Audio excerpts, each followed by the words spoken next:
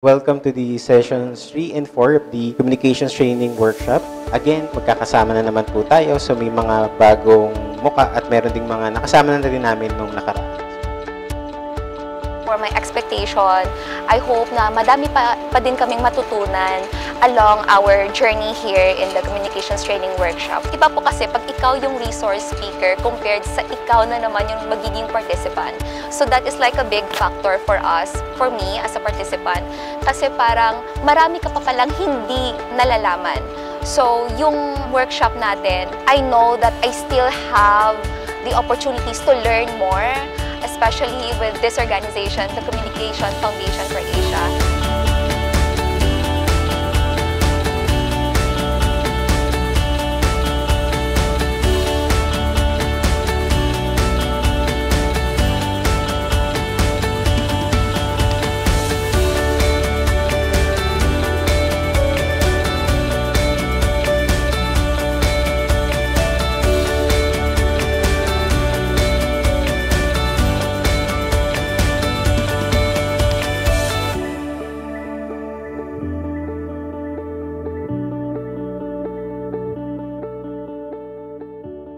Noong day 1, nagkaroon ng pagkapakilala ng mga bawat organisasyon. Binahagi yung sa pamamagitan ng pag-drawing ng kanilang organization at kung ano tong mga proyekto na ginagalawan nila under the Project Inspire. Pagkatapos ay nagkaroon ng discussion o recap patungkol sa what is communication. So isang magandang knowledge namin mga participants kung ano o paano gamitin itong mga communication na ito. Isa din sa mga pinag-usapan ay yung AKAP. So, awareness, knowledge, attitude, and practice. Mahalaga ito upang makita natin yung kalagayan ng sitwasyon ng komunidad at malaman yung leverage of behavior ng bawat isa sa komunidad. So, nagkaroon po ng mga activity, binigyan o nagkaroon ng mga workshop activity na inaalam yung mga key actors and yung mga AKAP attitude or AKAP as a means of leverage of behaviors ng project na ginagalawan ng bawat organisasyon. Isa sa mga takeaways ko sa session na yun ay yung leverage of behaviors kung saan inaalam yung primary issue or problema ng isang komunidad at hindi lang siya nakatuon sa organisasyon yung implementer bagkus ay tinitignan kung ano yung leverage of behaviors kung nasaan sila in terms of AKAP. Ito ba ay nasa awareness, nasa knowledge, nasa attitude ba yung problema, or nasa practice. And eventually, we are allowed or we are identify kung nasaan in terms of end line of behaviors. Yung challenging doon sa araw na iyon ay madalas tinitignan ng mga implementer. Tulad namin sa ABS-CBN Foundations, mas hindi siya tinitingnan on the grassroots level, tinitingnan siya namin on how this project suitable doon sa komunidad. Ang importante doon sa baselining is the why. So kumbaga titignan natin holistically kasi if we only look at what we see, most of the time that's bias. Kaya nga sinasabi yung Paseo principle we withhold our biases. If we only look at what we see, we fail to see what is behind the behavior.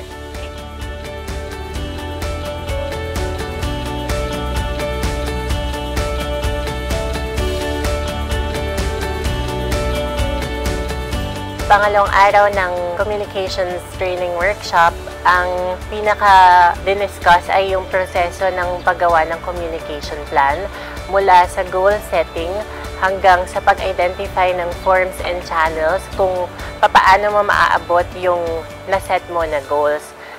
Tumatak sa akin yung sinabi ni Ms. Pai na dapat hindi ka mag-shortcut sa proseso. Kasi kadalasan sa aming mga CSOs, shortcut kami sa paggawa ng forms and approaches. Hindi kami dumadaan sa tamang proseso kasi hindi namin alam na merong proseso. Ang pinaka nagustuhan ko ay una, yung goal setting. Kasi doon ko natutunan na dapat yung problema mo laging may grounding. Dapat lagi mo siyang nakokonekta sa buhay ng tao. Kasi kung yung problema mo walang grounding, hindi mo siya mapapaintindi sa target actors mo. Pangalawa, yung pagbuo ng key message. Maganda na natutunan namin na yung key message dapat simple, dapat hindi mo siya kailangan i-explain at dapat kailangan mo siyang ma-visualize. You have your own way of interpreting things. Diba? Dadaan siya sa proseso na iintindihin ko ano yung sinasabi mo. Kaya lagi ko sinasabi, simplify. Because the moment you have to explain, we have a problem. Okay? Simplify the words, simplify the concept, simplify the images, so that you are sure whatever I send to you, that is what you will receive. Dapat din yung key message mo ay binubuo mo hindi para sa sarili mo or para sa organization mo, pero para sa mga target actors mo. Sa challenges nung day 2, yun nga, sa pagbuo ng key messages. Kasi sanay kami na parang pag bumubuo kami ng key messages, iniisip lang namin kung ano yung gusto naming ma-achieve as an environmental organization. Hindi namin iniisip yung actors namin. Hindi namin iniisip kung maiintindihan ba nila. Basta kami, bubuo lang kami ng message. So yun, hindi namin iniisip na kailangan ganito siya, kailangan simple, kailangan maiintindihan. Parang hindi kami nagiging very grounded sa pagbuo ng key messages.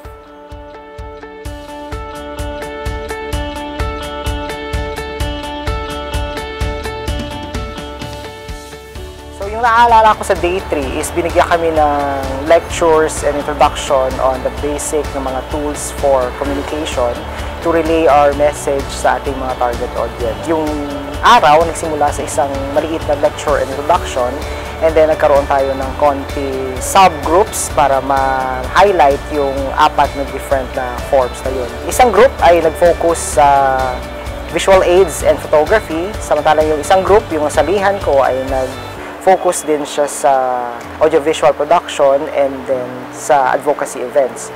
And yung after ng mga lectures and presentations, nagkaroon ng konting activity na nag-try kaming mag-video recording and mag-edit. So, pagkatapos ng mga subgroups na session, ay nagkaroon din ng storytelling activity sa gabi para ma-introduce yung process paggawa ng isang story, paano siya ma-relate sa audience, and paano siya makumpleto. So, yun yung mas nagustuhan ko kasi parang mas nahimay-himay yung idea kung paano buuin yung isang kwento para sa ating target audience na ito ay nagsisimula sa information, tapos paano mo bibigyan ng meaning yung information at paano mo i-connect yung meaning na yun na mas maintindihan ng ating audience at bubuo siya sa isang kwento na meron siyang simula, meron siyang gitna at meron siyang katapusan.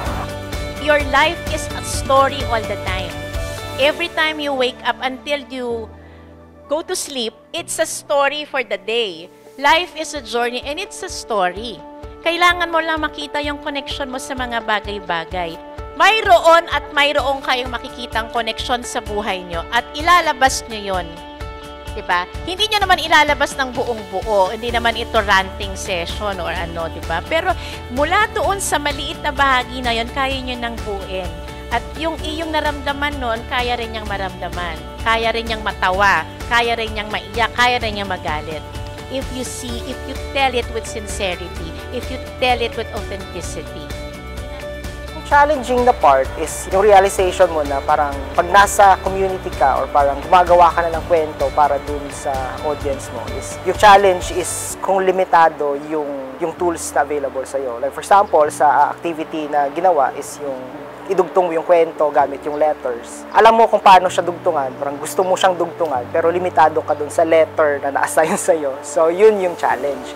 So, kung dadalhin siya sa field, or dadalhin siya sa project site namin, parang yun din yung magiging limitation namin is yung tools na available. Ano yung limitation namin bilang isang institution na paano dugtungan yung kwento ng aming community.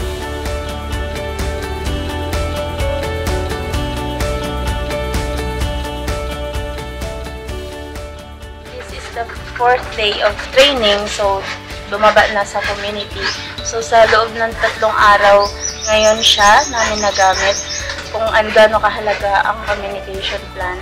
So bale, doon kami nag-base, ano ba dapat yung, para alamin kung ano ba dapat yung problema. So yun yung naging guide namin na tinakil kahapon at sa mga nakaraang araw, na naging guide namin para nagamit namin, ma-locate namin or ma-address namin or malaman namin kung ano, paano makakatulong sa community, anong problema ng community. malaking tulong po talaga siya pagdating sa amin kasi magiging isa siya sa magiging tools or guide namin pagdating sa aming mga community na para malaman namin directly kung ano ba talaga ang kailangan ng ating mga komunidad, kung ano ang problema, kung ano ba talaga ang mas kailangan, mas priority nila.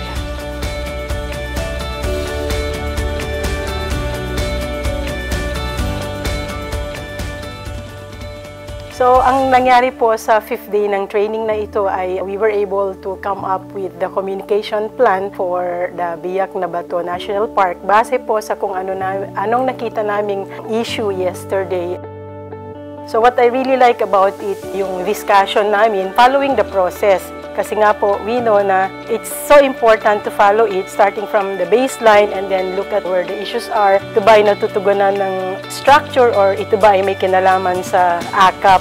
So sa group namin, may isa kaming facilitator na kapag medyo nawawala kami sa linya ay binabalik talaga niya kami sa process. At nakita namin na tama yung sinasabi ni Ms. Pai na kapag nag-shortcut ka, something will go wrong. So yun po yung pinaka-learning namin for today and we're glad na even in a very short span of time, you were able to come up with what we are supposed to do. It's really learning for us. For me na nagka-conduct ng communication campaigns, I didn't know the process before. This kind of training will really help us.